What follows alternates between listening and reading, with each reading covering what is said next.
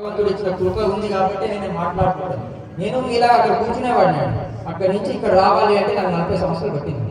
అబద్ధానికి వేగం ఎక్కువ అంటాడు, నిజానికి ఓపిక ఎక్కువ అంటాడు.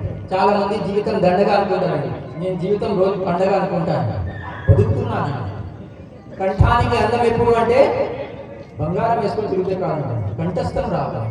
జగజ్జైత్రక మంత్రేణ రామనామాభిరక్షితం యక్కంటే దారాయతస్య కరస్థ సర్వసిద్ధయాన్ని రామరక్షాతోత్రం ఆర్థా విషణ్ణ శిథిలాశవిత ఘోరేష్యాదిషు వర్తమాన సంకీర్తన నారాయణ శబ్ద మాత్రం విముక్త దుఃఖ సుఖినో భవంతు అంటే విష్ణు సహస్రనామం.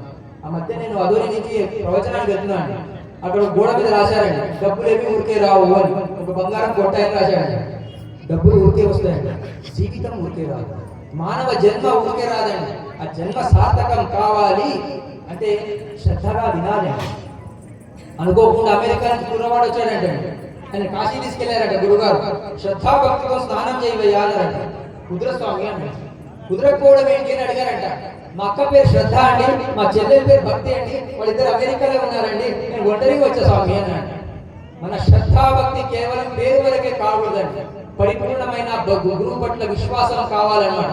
ఒక శవం వెళ్తూ ఉంటుందంటండి, అటు నుంచి పెళ్లి కూతురు తీసుకొస్తూ ఉంటారంటండి. అప్పుడు ఈ శవం ఆ పెళ్లి కూతురు చెప్తుందంట, అమ్మా నిన్ను 4 వస్తున్నారు, నన్ను 4 వస్తున్నారు, నీకు పూలదండ వేశారు, నాకు పూలదండ వేశారు, నీకు బొట్టు పెట్టారు, నాకు బొట్టు పెట్టారు, నీకు చీర కట్టారు, నాకు చీర కట్టారు.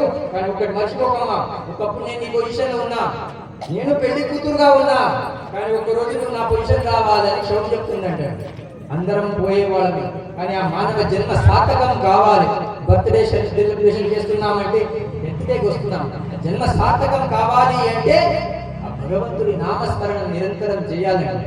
అనుకోకుండా రామాయణం మహాభారతం 2 ఊళ్ళు వచ్చేసాయంటే, మొగుడు పెళ్ళాలు ఇద్దరు కొట్లాడుకుంటున్నారంటే ఎక్కడికి వెళ్ళాలి?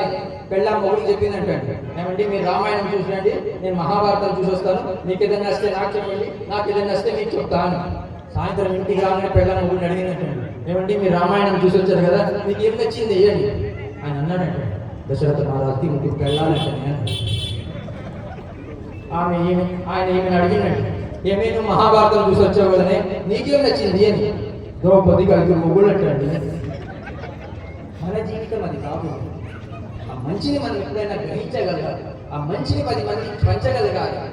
డబ్బులు ఎప్పుడు శాశ్వతం కాదండి. చలా లక్ష్మి చలా ప్రాణ చలా జీవితం అందేదే చలే చలే చ సంసారో ధర్మో ఏకో నిశ్చల అంటాడు. చలా లక్ష్మి డబ్బులు ఎప్పుడు శాశ్వతం కాదు. చలా ప్రాణ, ఈ ప్రాణం కూడా ఎప్పుడైనా పోయేదండి. చలా లక్ష్మి చలా ప్రాణ చలా జీవితం అందిదే, ఈ ఇల్లు ఈ మఠాలు కూడా ఉండేది కాదండి. చలే చలే చ సంసారం, సంసారం కూడా ఉండేది కాదండి. ధర్మో ఏకో నిశ్చల అంటారు. ధర్మం ఒకటే నిశ్చలమైంది. ధర్మ అర్థ కామ మోక్ష చతుర్విధ పురుషార్థం అండి. భగవద్గీత ఎంతమంది చదువుతారండి?